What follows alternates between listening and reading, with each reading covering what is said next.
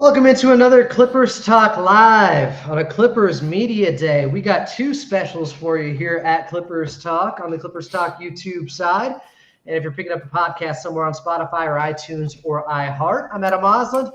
Welcome back in. If you missed the immediate show, post-Media Day, I had Grant Mona on with me live from Intuit Dome. I left a little bit early so I could get on the stream and just start to analyze some of the quotes that were coming out. Now I'm lucky enough to be joined by one of our friends. He's at Fly By Night. KNITE is where you find him on X. It is the great Justin Russo. Justin, my friend, thanks for doing this today. No problem, man. It's been a long day. Ready to make it a little bit longer, but it's for a good cause. Let's make sure we get some promotion out. Have you already written a piece or two or three or four today that you've dropped on Media Day? I wrote one about Kawhi. I'm going to have one tomorrow, kind of detailing just some of the comments that guys made about, players who just aren't here anymore. And then going from there, I, kind of planned stuff out for about 3 or 4 days since I'm not going to be in Hawaii, so might as well plan stuff out just, from today onward. Where can people find this necessary content so they're up to date when it comes to Clippers news and information? You can find me on justinrusso.substack.com. You can find me, as you said, on Twitter at flybynight, KNITE. So if people want to do it, I appreciate it. I am starting to charge tomorrow, October 1st. So just letting people know, if you subscribe, I will write a bunch of stuff.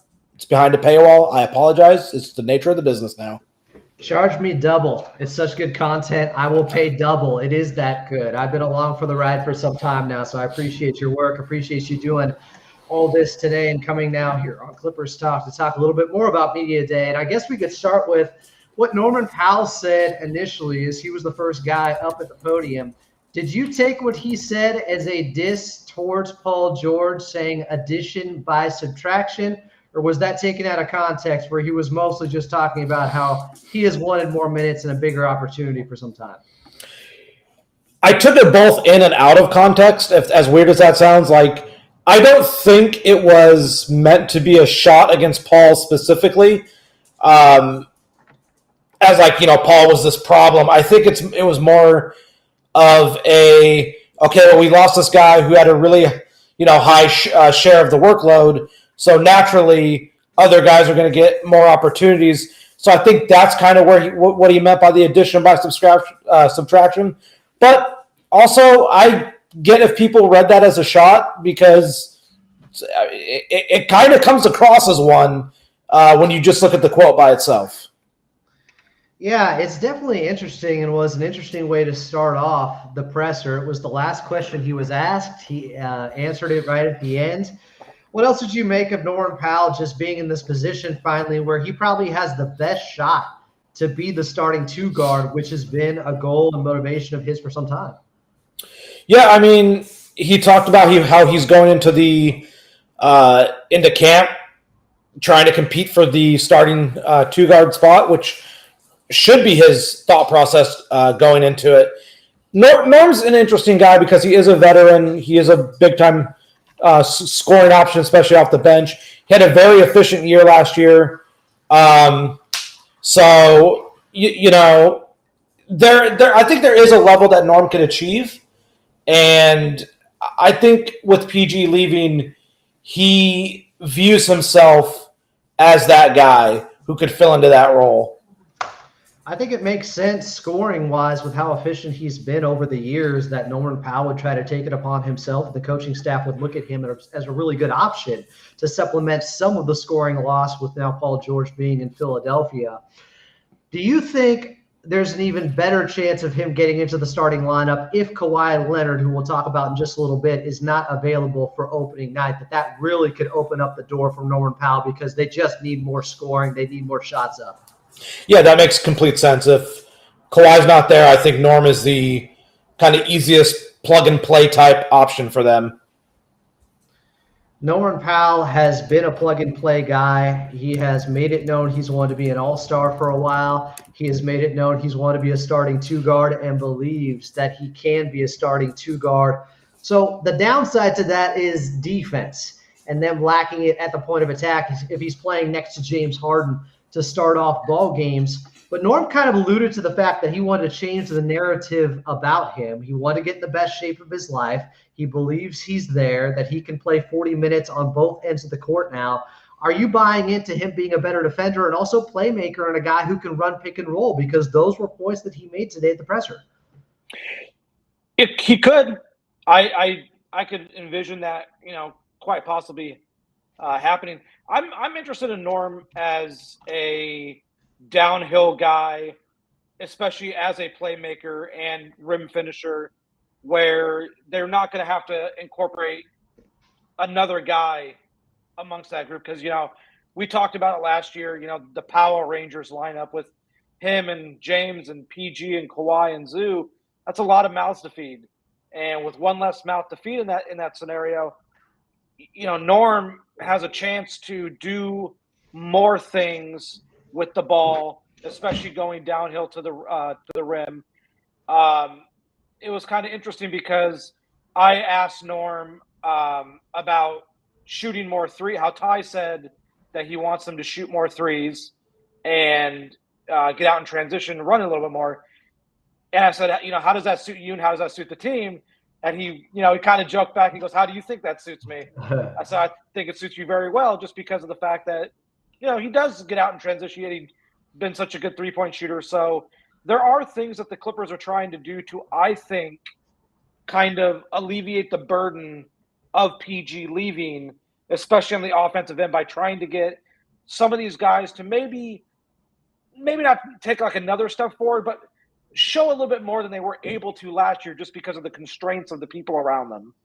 If you have questions for Justin Russo, he's joining us for about the next 45 minutes or so. If you got them pertaining to something you heard today at Media Day, Justin was there. I was there for most of it before I dipped out. But these are two guys that I didn't see there at all today. And you tell me if I'm wrong. PJ Tucker and Bones Highland, anywhere to be seen? Anyone mention them? Do you still expect them to show up for training camp? So I have no idea about the training camp. I'm assuming there'll be a training camp. The first part, though, I did not see PJ and Bones. However, I did see a video of Bones from Media Day today where he was there. I saw someone post it. I didn't see PJ. I don't know if there was a video of PJ. I have no idea. I'm not going to sit there and say he wasn't there. I will just say I didn't see him. But I also didn't see Bones, and Bones was there. You know this, Adam. It was completely different this year as opposed to the past years in terms of the setup, where in past years, because of the training center, we were kind of able to look out and see everybody as they would come out, do their photos and everything. This was different. The press conference room at the arena was separate from by a hallway, and then everyone else was on the court, and it was kind of blocked off in certain view sites and view lines and stuff. So guys might have been there that we just didn't see, but I did see pretty much everyone else except for those two. But as I said, there was a video of Bones. So, I don't know. PJ could have been there. I just don't know for sure. There's a lot of places guys could be at the Intuit Dome. It's not all on one floor like it used to be on Playa del Vista. Jonathan Ing wants to ask if Norm's defense was already pretty bad given how he played last year. If he has more playmaking responsibilities and can do more creation as a secondary ball handler, his defense may not be as good. I'm guessing he's saying that's taxing him and taking some of his energy away. I would say last year was his best year defensively as a Clipper. Justin, would you agree with that? I wouldn't disagree. I mean, it's hard to put into context like his defense because I don't mean this in a negative way. He's not a positive defender. So like there are lineups where they have to insulate him to where he's not being taken advantage of quite a bit as much as other teams would like. I'm not sure if having more playmaking responsibilities would make his defense worse, only because I think he's surrounded by more defensive personnel on this team as opposed to last year's team, with a Derrick Jones, with a Chris Dunn, with a Nico Batum, with guys like that can at least take some of that burden away in those lineups. Good answer. And we have something from Shanina Shakes saying, I was there. Bones took pictures today. I saw him and he had great energy. So we double sourced it now. Let's keep moving along. James Harden was next up at the podium. He mentioned being more aggressive as he was asked about his role this season without Paul George. I don't think that's going to be a problem for him. He talked about how being home and leaving a legacy here is a big deal to him. He wants to play here the rest of his career and also make people believe in this team because he's been on other teams before that were doubted.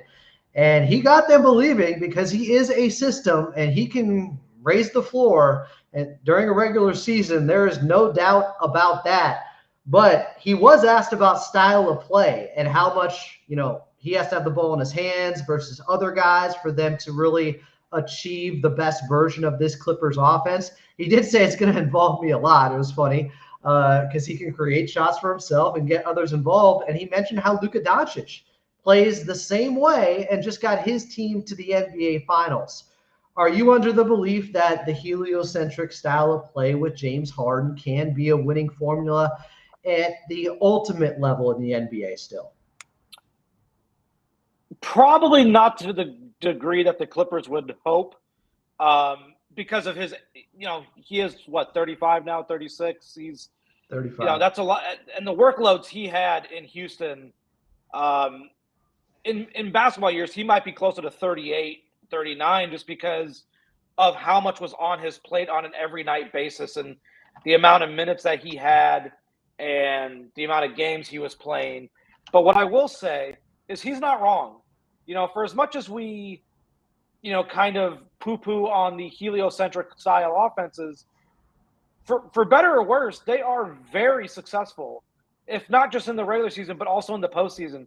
I think we sometimes forget the James Harden Rockets really only lost to the Dynasty Warriors.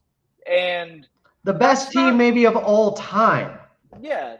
Like there is that context. They took them to 7 games and had a real chance of winning that game 7 if one of the worst three-point shooting performances of all time never takes place. So 27 straight misses. I don't think he's wrong, but I also acknowledge he's not the player he used to be. I think he kind of acknowledges that too, where at times he can't uptick the offense like he would like to from the past to now.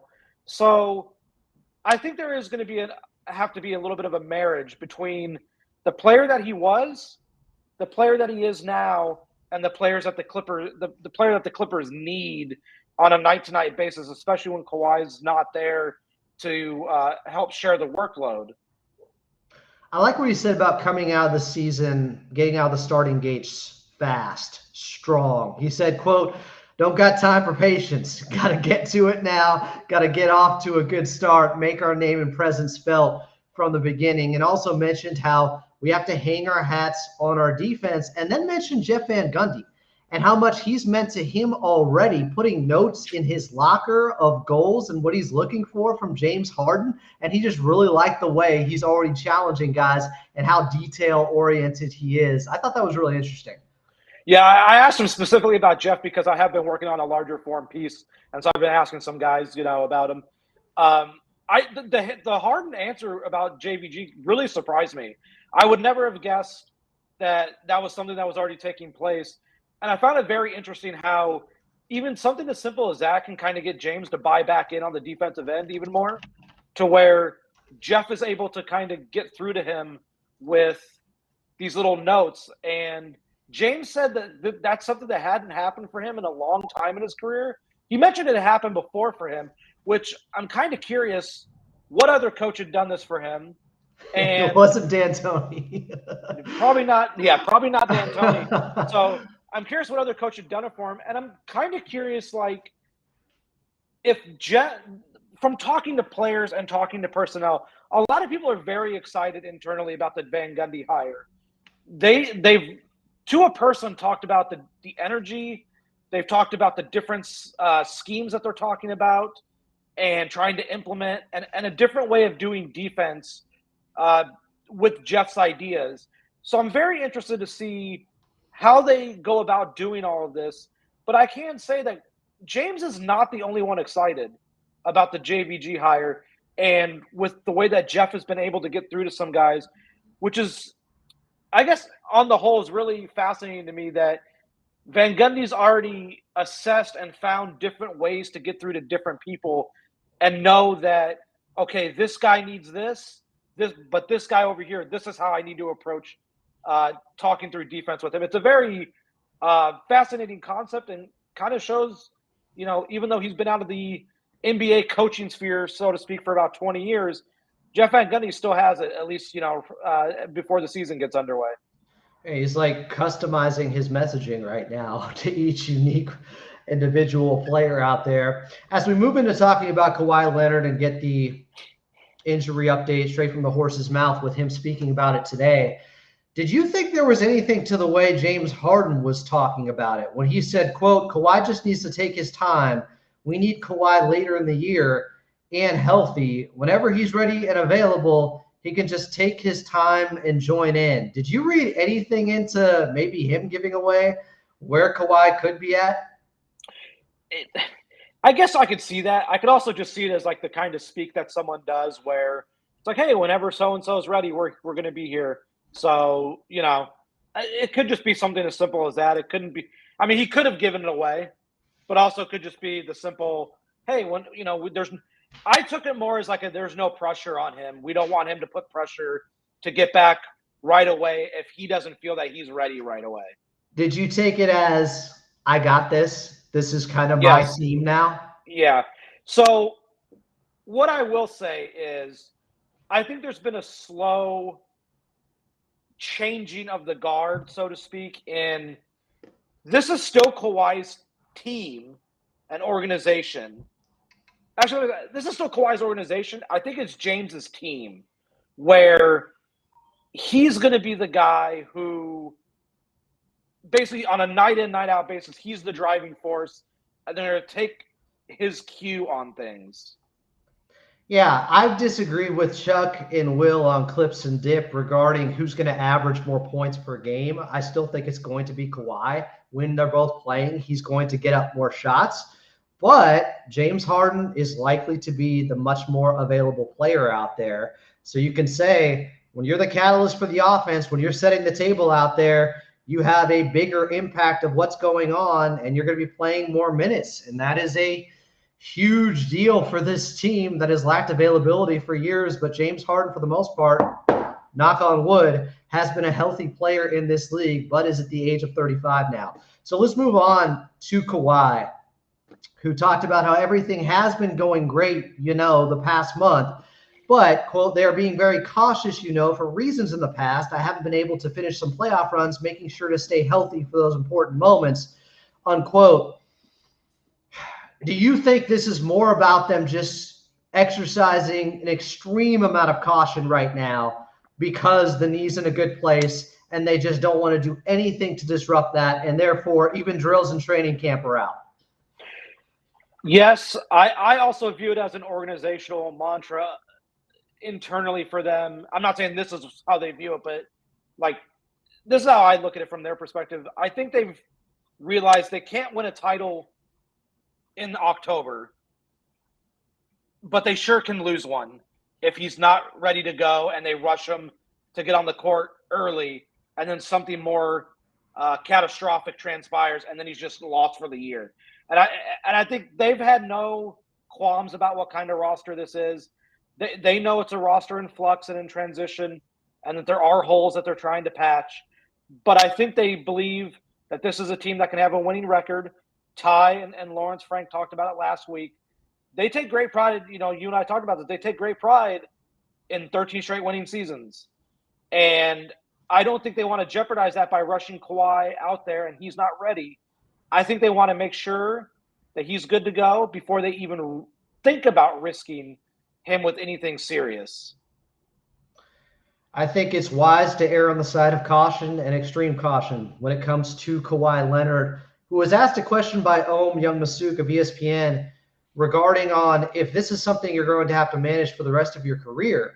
And he said something to the effect, actually, I'll quote the first part because after that the microphone cut off. But he said, yeah, it can get that way, but there's not really mic cuts out. I don't know everything else that was said. It was kind of paraphrased by Ohm, but the gist of it was, it sounds like this could be something, these flare-ups, that are needed to be taken into account the rest of his career and the way they go about it. Is that how you interpreted it? Yeah, so the rest of that quote was him basically saying they got a sense of how it got to that point. So in total, I took his presser, and I understand why some people took it in like a doom and gloom way of, oh, he's hurt again and he's going through all this stuff. I kind of interpreted it the opposite way, which was, I think he finally found some clarity to what the issue was and the ways to manage it to get him on the floor and have him be effective more than he has in the past when something like this has crept up. I do think they've kind of found, they've made their way through the wilderness, so to speak, of this injury, and I think they're coming out the other side and finally understanding everything into taking care of this injury and managing it for as long as they can. So it's a really delicate balance because obviously we know him. He wants to play. If he's even 80%, he wants to play. Like, there's not a guy who likes to. I think there's this negative connotation of Kawhi where he just doesn't want to play basketball. That's not the player that he is. He loves to play. And his body at times has failed him. And yet I kind of think that he's found some level of comfort in knowing they might have actually found a way to turn the corner on this and at least make him get on the court more, and which is what he wants. Is that what you kind of gleaned? Because you asked him about, is there any sense of relief right now? Is that right? Yeah, I asked him if there was any sense of relief. And, like he kind of ended up talking about how there's a lot of things that go into it and a lot of things that we don't see, and if you talk to people and the work he's doing off the court, you get like a better understanding of it.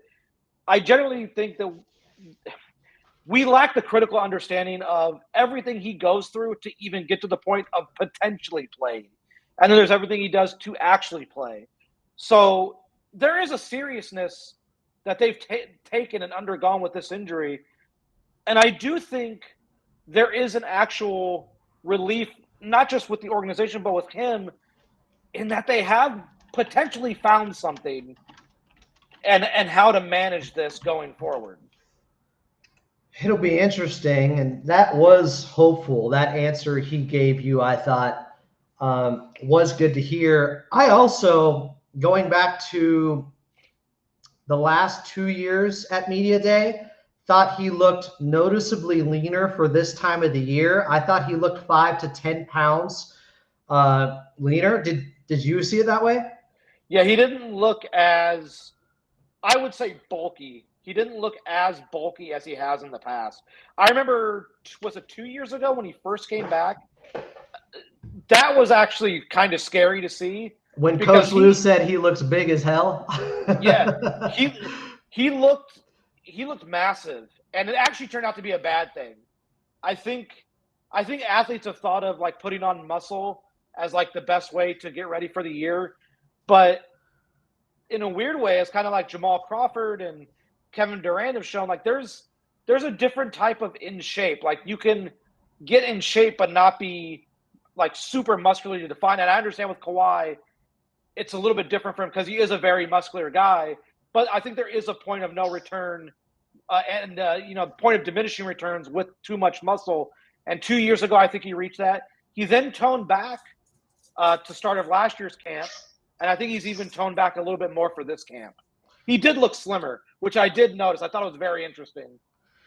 Yeah, I thought he looked closer to almost Toronto Raptors Kawhi Leonard, because he has gotten stronger each and every year. You look at old tape with him with the San Antonio Spurs, even just in 2017, like he's so much leaner than he is now. And I'm not saying, that's contributed to anything. Guys naturally get bigger and stronger typically as they get older, but it was noticeable that he had dropped a couple of pounds. We're guessing that's intentional. This is somebody that stays in shape year round, stays in elite athlete shape year round. It's not exactly like the rest of us. Did you make anything of him talking about his mental without Paul George out there and saying, quote, for anybody I'm on the court with, I don't look at him to be my savior. I take it in my own role and own challenges I have to face each and every game, go in there and try to dominate the game. Did you see that point as Paul George? Because at one point, I mean, he kind of clarifies that, for anybody I'm on the court with, he took it outside of just Paul George, I think. So this is the second time I've seen him say something similar, like of the same vein, because at Team USA, he was asked how much will be on him to lead the team now that Paul George is gone. And he said the same as it was last year. It doesn't change. So I don't think he views it as – I'm sorry, my dog is trying to be the star of this show right now. That's all right. Clippers got some dogs too, I hear. I think he looks at it as business as usual. Like, it doesn't matter who's around me. My mindset, my process – physically, mentally, on the court just does not change. That's how I kind of took it. I get why people might take that as like a shot against Paul George. I just took it as like an internal mindset viewpoint that he has of himself. Yeah, I saw it like that too. Let's move on to Big Zoo. Ivica Zubac talking about the new contract. Feels like it's home here. He's been here for quite some time in Los Angeles, going back to his Lakers days. And he did say he sees an increased role in offense, said, quote, I'm pretty good in the post down low, getting to my right hook especially. He talked about needing to ask for the ball down low more, punishing the mismatches, and taking another step next to James Harden because now they have a training camp. What's realistic and feasible with those two working in the pick and roll when you compare them to some of the partners James has had in the past working with him in that area? Zoo's going to be an interesting case study for this upcoming season, I think, because in theory, Zoo should get probably a third of the touches that Paul had last season. So, that's a big bump for Zoo specifically. I don't think it's crazy to envision a world where Ivica Zubac is averaging 15 and 11, and is actually a very focal point of the offense. He has last year when James came, there was a little bit of a learning curve, so to speak, between them. But they found it out very quickly, and they talked about it all throughout the season. And I honestly think that James might be Zoo's biggest supporter, because I think when you end up looking at bigs around the NBA, a big like Zoo is very valuable, but we only view him in the traditional sense. And with Zoo, he's a rim protector, he's a rim roller, and he is a post threat. That's a very valuable guy in this era of the NBA when you need spacing. And I know that sounds weird to say, but I mean that because Zoo will draw attention in the low post. And then he could find guys, that are open after that. But he's also a great screener. And that's what James needs out of a pick and roll partner. And their ability to play the two-man game and Zoo to find his floater was such a major boon. And I'm actually very excited to see what Zoo can do. We talk about guys who look like they slimmed down. I think Zoo slimmed down a little bit. He looked very much in shape. I think playing this summer to try to get Croatia into the Olympics was a big deal. So he looks in great shape. He looks ready to go. Jonathan Ings says, Zeus said that what he expects for his role this year is no different than what the Croatian national team asked of him. That's not exactly what he said, but he said, quote, that's how I play with my international team, get a lot of touches in the post. I don't think he means he's expecting to get the same amount. He's saying that I am used to it, so it wouldn't be a big adjustment for me should I get more touches down on the right or left block. He talked about also being more of a leader on this team, and you kind of have to be when you're a big man and you're guarding the basket and all that. Mentioned communication out on the perimeter has to be better, so he can be better when it comes to being up to touch and hedging more and letting guys know when he can't guard someone one-on-one out on the perimeter and asking for help. So You know what's interesting? Yeah. Interesting? You mentioned the leader thing. That's one thing I wanted to ask him today that I didn't get to ask him. He's the longest tenured Clipper, and I wonder if that comes with a certain level of inherent leadership built in, where you're the guy that's been here the longest. You've seen the most, and I wonder if maybe not people go to you for everything that they're curious about, but he's seen more than anybody with this Clippers team. He's experienced the heartbreaks. He's experienced the wonderful wins, and all this stuff. And I kind of wonder if that means he takes on a larger leadership role with PG gone, with the Russ gone, and we don't know kind of really if Kawhi's going to be ready opening night. I know Kawhi said the plan is for him to be ready opening night, but he also said that's how he thinks rather than that is exactly what's going to happen. We'll take it day by day. Yeah, day by day. But I really do view Zoo as a potential impactful leader for this team. So I'm really curious to see if he takes on that vocal leadership ability, especially because he is the defensive anchor. Yeah. You want to enlighten people on the contract with Ivica Zubac and how they can't trade him at all this year? Oh, yeah. Okay. Zoo can't be traded because he signed his contract. Was that a couple weeks ago now? So he's eligible to be traded 6 weeks after he signed his extension, which puts it after the trade deadline, so he can't be traded this season.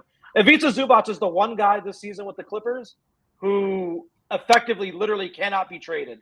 Even if he went to them and asked for a trade, he can't be traded. Weep, Zoo haters, you casuals. Let's talk about Batum now. He mentioned coming back once again because of Coach Lue. This is the guy who revived his career, as he says, saved his career. He joked, don't expect me to score 25 per night to make up for the loss of Paul George. He believes they got more athletic. He mentioned we got the 1 and the 2, meaning Uno and Dos, with 2 top guys in Kawhi and James Harden they can rely on. But then he also mentioned Mann's role will expand because he's been a big fan of Terrence Mann, who we'll talk about also here. Only Batum, we'd be talking about him, but he's only talking about other people. Like, he's so selfless. I'm trying to talk about Batum, but all he did is talk about other guys and how much he loves being a part of this organization. So I guess we can jump right past him to Terrence Mann. Love the Batums. Thank goodness they're back. Mann looked jacked to me. Not in a beefy way, but in a shredded way. He looked like damn Rambo with that bandana on as I was reviewing some of the tape earlier. Did he look stronger in a more shredded way to you?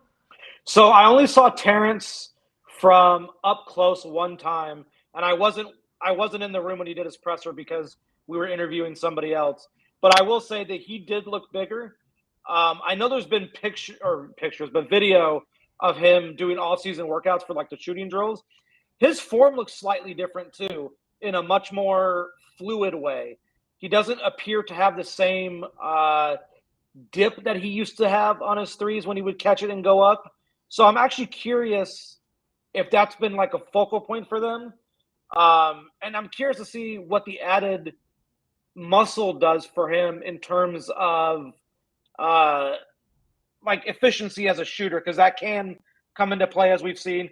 Like, I know someone in the chat mentioned earlier, 2 years ago, Amir Coffey came into the camp really jacked, and it messed with his shot. And we've actually talked to Amir about that. And he came in last year, slimmed down. Talked to Amir again today.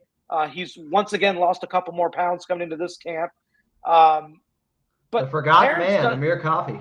Yeah, I think Amir's gonna have a good role on this team this year. But with Terrence, I do find it funny that he has such a big fan in Nico specifically, because I do think there is a lot of them in each other, where if Terrence could just get a little bit more of Nico's willingness on catch and shoots, I think he'd be the perfect role player for the Clippers.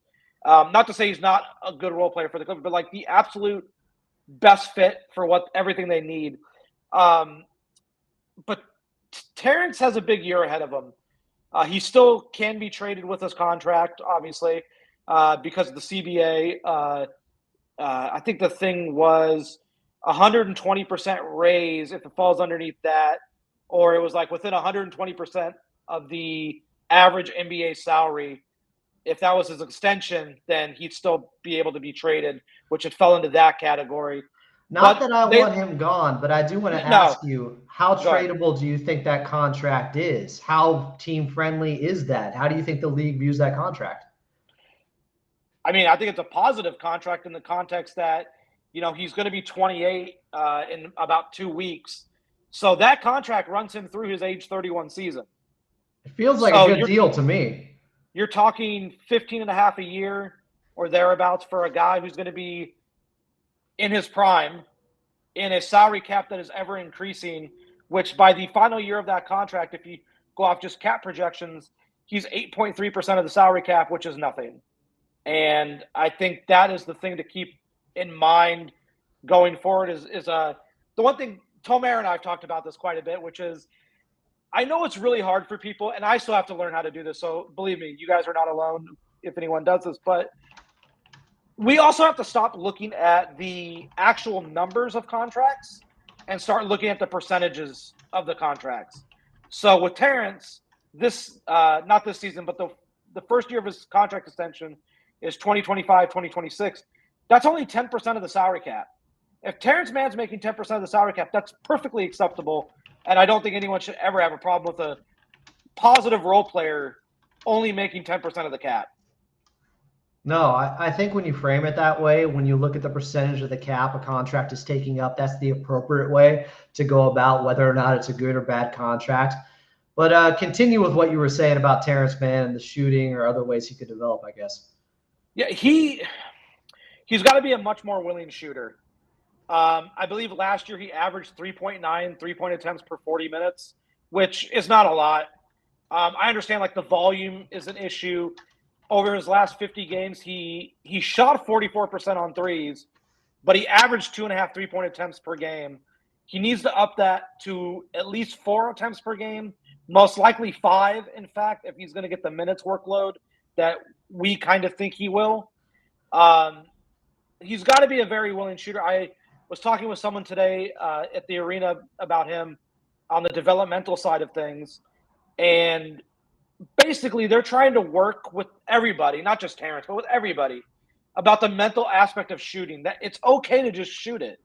Like, it's okay to shoot and miss. Like, there's no such thing as the perfect shot. And usually the first shot you get will probably end up being the best shot you can end up getting. So you need to take them when the opportunity presents themselves. And they've been trying to work with guys to overcome the mental side of, okay, maybe I can pass this and get a better shot, when in reality that's unlikely. So in a lot of ways, it all comes down to that. Yeah, it's just confidence. It's just him being a willing shooter. And I think, Justin, it's just going to come down to him getting off to a hot start. If he starts hot, I don't think there's going to be any problem with him putting them up. It's if he starts another year cold like he did the last two, then you could shy away. But hopefully he's over that. He just shot 44%. It was the last 50 games of last season he was at 44%. It was the first 21 where he really struggled and was shooting about 21% from the field. Derrick Jones Jr. I remember you and I, because I was in Utah in December, I remember you having me call in for the pregame, and we went over how poor he was shooting the ball and how he had gotten off to a slow start the year before, and then how he turned it around. Very, very much like how Pat Bev used to always end up doing.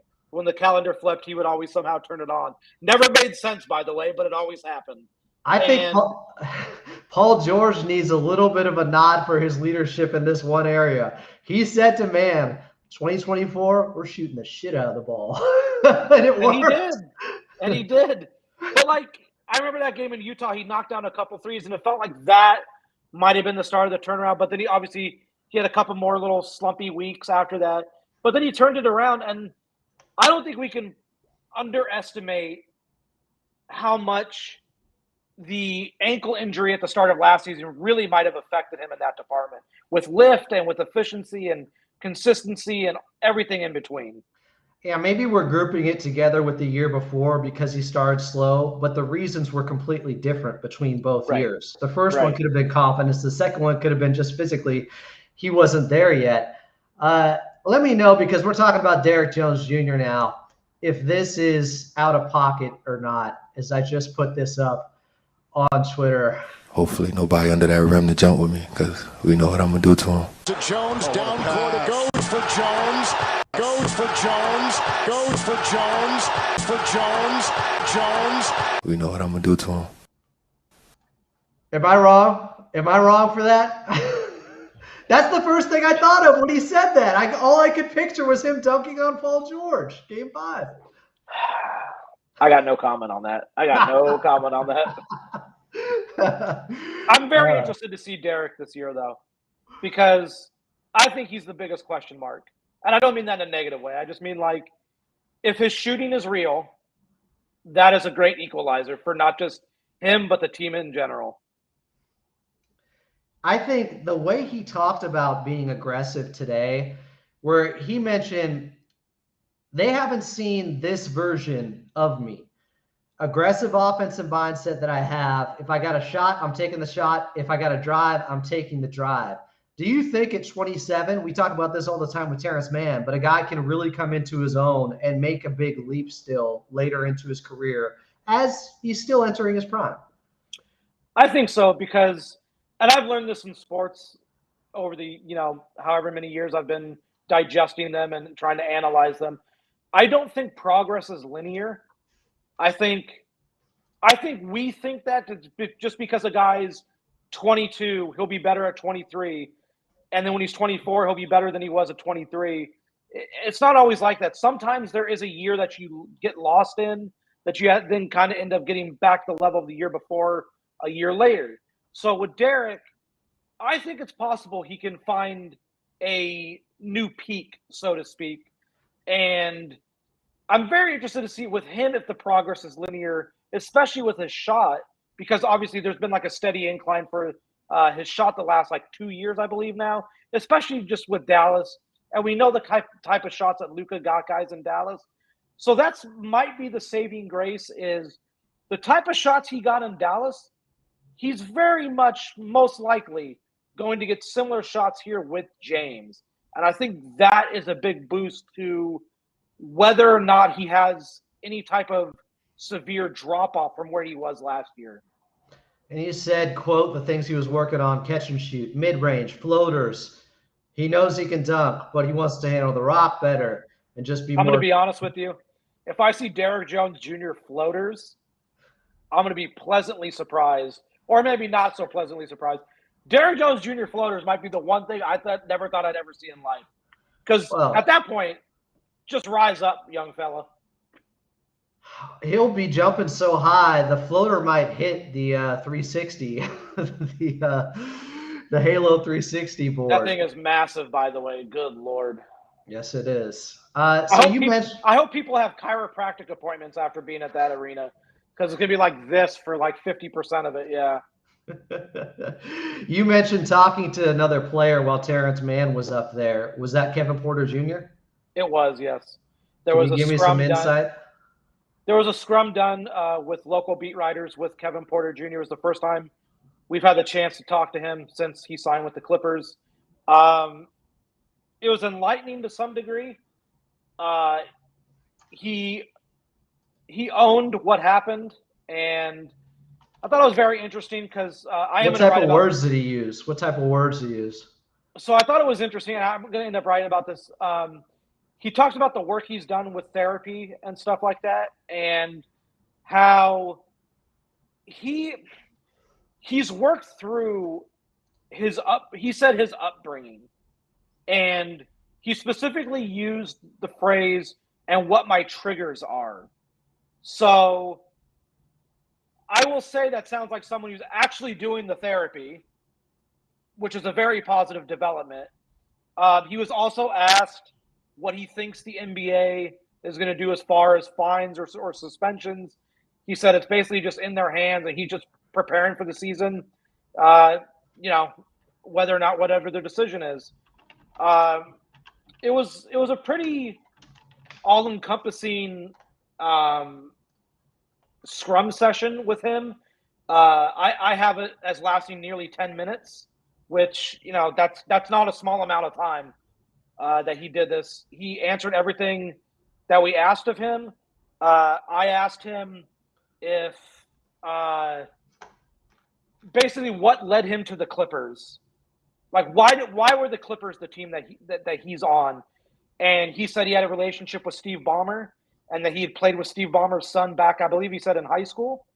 So that there's like an actual relationship there between them. Wow. Steve, and that he really like has a open door communication with Steve, and that they're able to talk about everything because they're both from the Seattle area and everything like that. So there's that. He talked a little bit about Ty, but I thought what was interesting is I asked him, were the Clippers the only team that was interested in you? Because if the Clippers were the only team, that would kind of tell you what the rest of the league thought. But he said he had other offers, and he chose the Clippers basically because he thinks that is where he should be with this team, with this organization, with Steve at the helm, someone that he knows on a personal level, and that's where he feels comfortable right now. He also did talk about how, he was from the area. He went to USC, so there was also that factor. So it was a wide-ranging amount of topics, but he was an open book for better or worse at that point.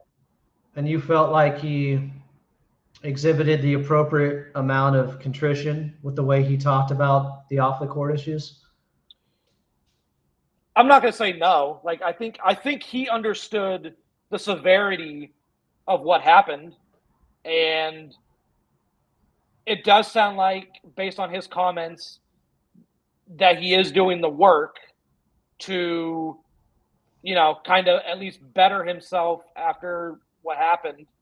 And, I guess you wait and see is the only approach that can be taken.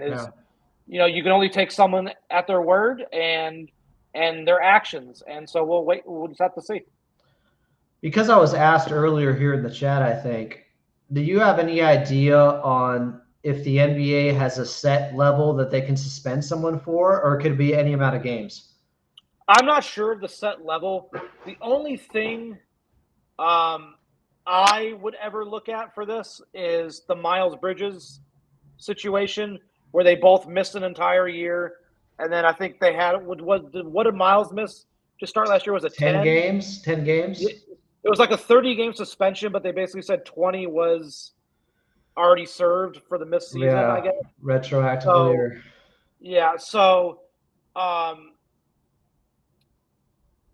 Kevin, from my understanding, pled guilty.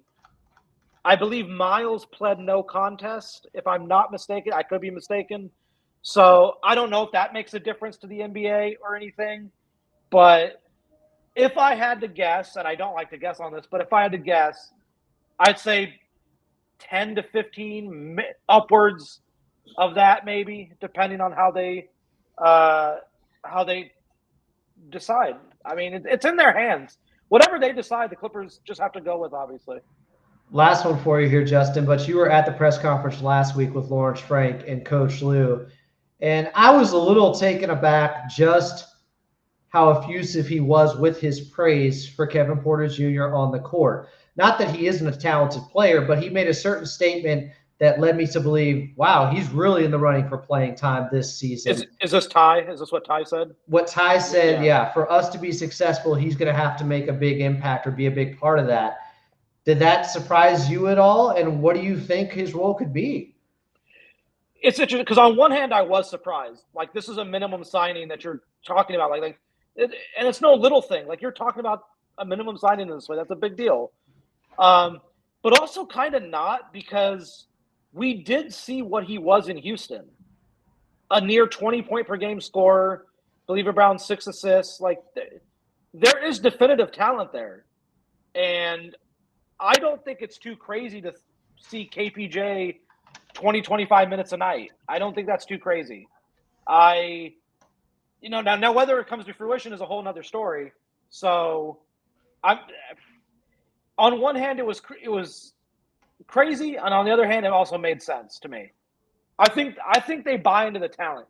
They 100% for sure buy into the talent that he has. It's whether or not everything else, whether the suspension, anything else arises, whether there's, a big learning curve for him in this organization, something could arise, but they believe in his talent. I think their thought process is talent at the end wins out. And that's kind of what they're going with. He is Justin Russo at Flyby KNITE is where you find him. Subscribe to his Substack, which is just starting up now. There's a paywall. There's a reason for that. Did you just hear how he laid out that situation with Kevin Porter Jr.? And you're writing about this for your next piece now, Justin? Yeah, it's going to be one of the next few pieces that I write because, like I said, he talked for nearly 10 minutes and he answered everything. It wasn't like he just was like, oh, I'm not going to talk about that, or he talked about it. And, guy gave 10 minutes of answering questions. So we'll see. Well, I look forward to the column and future columns from you all season long. Get on board with Justin Russo. Not Rousseau, like I always like to say, Russo. Just Russo. Sicilian, is it? What's the last Italian. name? Italian. As I tell people, if there's a vowel for the final letter in the name, just guess Italian. You can't really go wrong. Well, I appreciate you doing this. I know you've had a long day. You put in a ton of work, and thanks. I've been up since 6 a.m. No, is that? And long? I was in a car for like 5 of those hours. How long was your drive to Intuit Dome? Where the hell were you coming from? So I had to pick up. I hope he doesn't mind me saying. I picked up Tomer just because it's easier to carpool, and I dropped him off at the airport. We just assume you guys roll together. So listen, in this economy, we're trying to save money. I got no problem. So he couldn't bring you on the plane as a stowaway to Hawaii. How dare he? I know, right? I could have saved even more money. It was about an hour and a half all told from my place to Intuit getting there. And then there was like the little LAX side trek. And then from LAX back home for me was about an hour 45 minutes. So I've been in the car a lot, and I'm not looking forward to the 405 quite a bit this year. I can tell you that much. It's going to be a lot of Sepulveda Boulevard. We're getting used to it. It's a different trek, but happy to go to the new home, the first home for the Clippers, the Intuit Dome. It was good to see you today, Justin. Thanks for coming out tonight here on Clippers Talk. Good to see you, brother. No problem. For Justin Russo, I'm Adam Oslin. Appreciate everybody in the chat. We'll talk to you tomorrow. I think I got Noah Eagle and then Carlo Jimenez on from Hawaii later tomorrow night. So 2 shows daily right now here on Clippers.